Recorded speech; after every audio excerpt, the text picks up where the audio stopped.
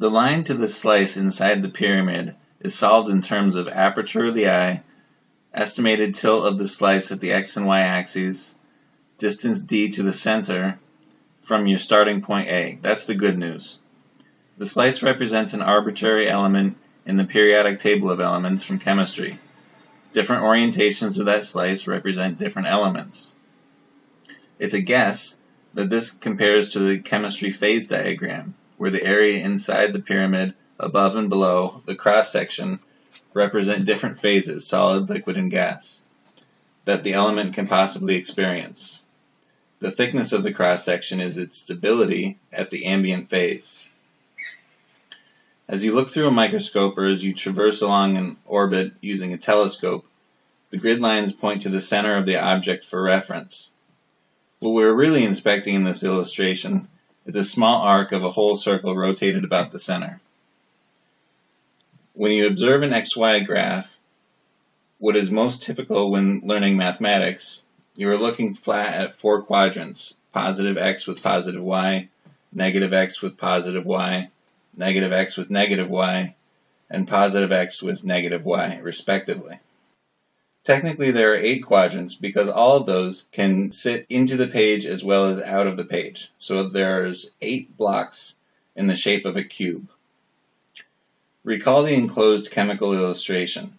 The individual slice dips below the axis as you rotate the pyramid about the corner. Half of the slice during rotation falls into the page, into the negative z. We don't have to concern ourselves with this at this point, because geometry draws it, and so does the math.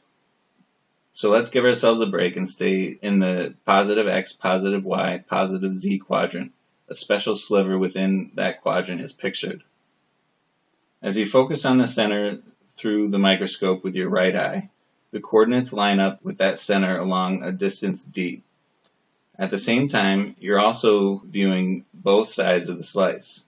That's 3 points of reference in a single snapshot from point A. Your left eye is doing the same thing, lining up with the eyepiece, looking straight down at the center, and also at the same 2 sides of the slice. That's point B. Notice in a microscope that the 2 eyepieces point straight down in 2 different trajectories to arrive at the same point in the slide. This is done by using mirrors within the scope. So the angle between them is known as a function of distance to the center of the microscope slide. Or in the most general case, the central black hole of a galaxy. Here, distance isn't known, but the reference tilts at the x and y axis can be estimated. The equation is left in variable form because at different scales, the pieces of information we can be sure about are different. Galaxies are slow moving, while up-close smells are given off and travel very quickly. Galaxies matter because they represent a portion of nature that moves slowly enough to observe structure in the emission spectrum. Electrons bounding around an atom are too jostled to regard, but a galaxy maintains the same pattern over long periods of time. Before we rush to throw out supermassive black holes, consider the predicament. Look at the illustration and reduce the slice to near zero. Look at all the lines that have to be perfectly described in order to even understand a black hole, each totally unique yet reducing to nearly the same line as they draw closer and closer to the central point. And this drawing is exaggerated to show that the lines are different. In distant black holes, points A and B are so close to each other, parallax angles, for example the slower changes in a distant forest as you drive quickly down the road, described as parallax, were completely abandoned pretty much as soon as people started looking up. Astrophysicists explain a radius just outside the black hole as a point when things start making sense to them. Let's for a moment gloss over the fact that this pinpoint, at great distance away, is itself thousands of light years thick. It is no surprise that astronomers described the confusion as best they could, even wrongly, because the alternative is to say that we have no idea what goes on in a black hole. Relax, it's covered here in the material. We know enough from the illustration to see that there are multiple points of interest along the same line of sight, blocking each other from a solid view. There's the point on the slice as well as the point behind that on the XY plane, conveniently staged at 90 degrees to your initial view at point A. This reference plane is there to identify the tilt axes of the slice. The XY plane is for A only and doesn't line up at 90 degrees from point B, which is the next issue to discuss. For now, we can be happy that the diagram is enclosed, meaning there are no lines veering off the page. Every line drawn has two endpoints, and each point is connected to another line, completely enclosed within the page. That's an important distinction, because it means that the geometry is manageable, meaning that all unknowns can be described in terms of the rest. So what are we contemplating? The goal is to describe the slice from 2 points, A and B. The logical scenario is to ask where they meet, and the answer is along the line of sight for both of them. That's the point of interest, the target, the object of preposition, and the thing we know the least about. After all, the point is moving, and the size of the cut observed inside the pyramid is dependent on how close that point is to your eyes, A or B.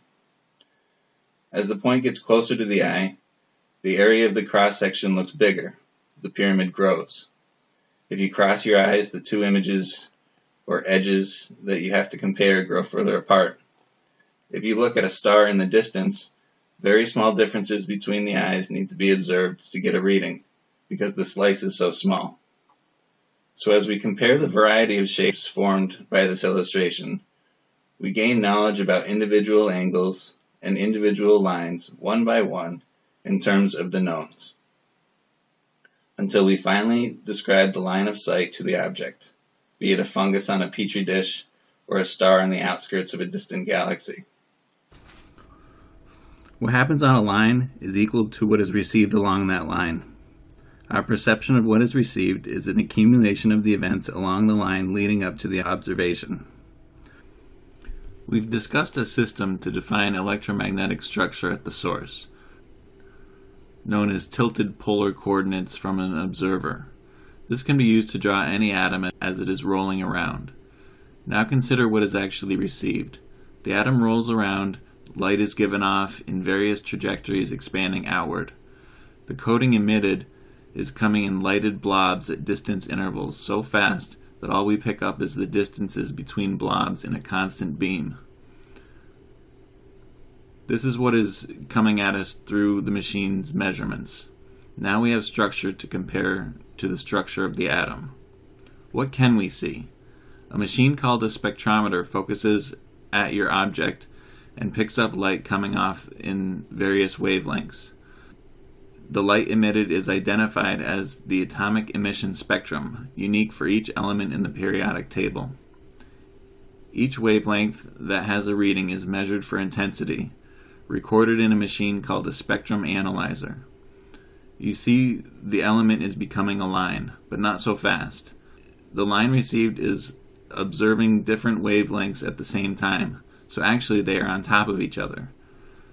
The intensities for each wavelength remain and the pattern repeats. First the longer wavelengths at their intensity, and then the shorter wavelengths on top of it at their intensity.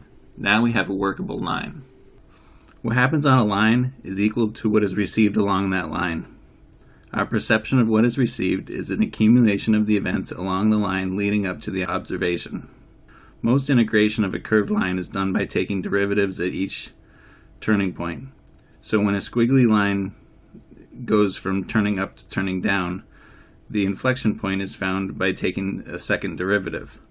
Engineering is so obsessed with derivatives, trying to describe faster and faster turns, they didn't learn a slightly different way to perform integration. Line integration uses an arbitrary observation point and draws a straight line to the squiggly one. Another straight line is drawn for each tiny segment of the squiggly line, which also adds up to describing the curve. This is done without taking a single derivative, which is good because finding the derivative is not always easy. In the case where there's so many turning points in the emission spectrum received, line integration is really the only way. So the line integral of the structure, a geometric combination of mass and charge enclosed, is the same as the line integral that's received by that structure, as it is received in a duration of time. We would effectively integrate a line that couldn't be integrated with an equation that is the lowest derivative possible. Engineering is far ahead with the advancements of flying drones and hybrid cars, but flying saucers are right around the corner. Chemistry is far ahead with the advancements of physical chemistry from quantum mechanics, and we know most of the impactful reactions between elements in the periodic table, at least that energy is transferred from before to after. But what happens during the reactions is still a mystery. Biology is far ahead on how to keep a human body healthy, but safe medications still elude us. In my opinion, pretty good is not yet great. The choice is ours to attempt the geometric challenge. Here's the door.